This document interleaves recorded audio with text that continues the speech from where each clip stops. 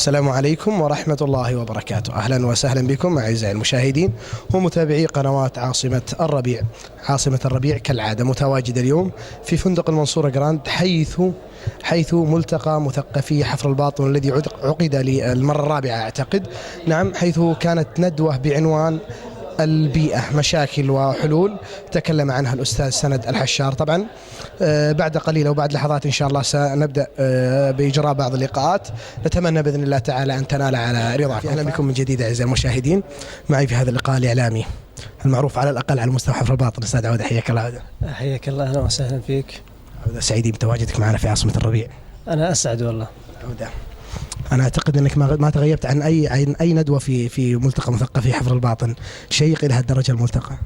نعم، ما تغيبت وإن شاء الله ما راح تغيب. طبعا لقاء أو ملتقى مثقفي حفر الباطن هي نواة جديدة، نتمنى من الله عز وجل أن يوفقنا لأن نحضر أو نصنع كوكبة مثقفة من أبناء حفر الباطن. عودة، بما أنك ما تغيبت عن أي ندوة أنا بسألك عن الندوة اللي كانت أكثر إثارة وأكثر إثراء في الندوات السابقة ومعها ندوة اليوم. طبعا للأمانة ما بيبخس حق الجميع، لكل ندوة من الندوات السابقة لها كاريزما خاصة، فلسفة خاصة، جميعها اعتبرها مثيرة للأمانة. يعني لو على الصعيد القريب منذ دقائق انتهى أستاذ السند الحشار عن التلوث في حفر الباطن، معلومات جديدة، أبحاث قام بها على مدى 14 عام، هذه بحد ذاتها إثراء لأهل حفر الباطن، وأتمنى أن تصل هذه المعلومات إلى مجتمع حفر الباطن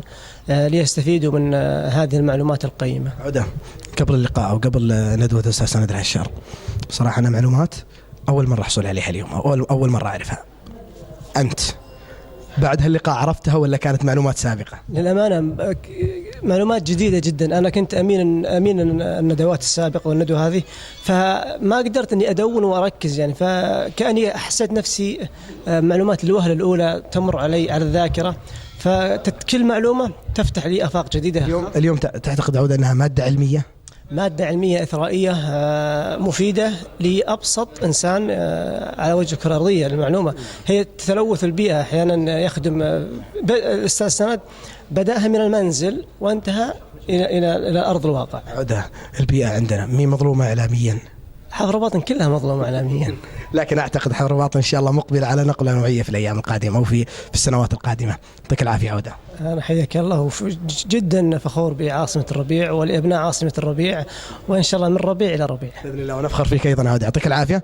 شكرا لكم أنتم أعزائي المشاهدين على هذه المشاركة القيمة على متابعتكم لنا في هذا اللقاء.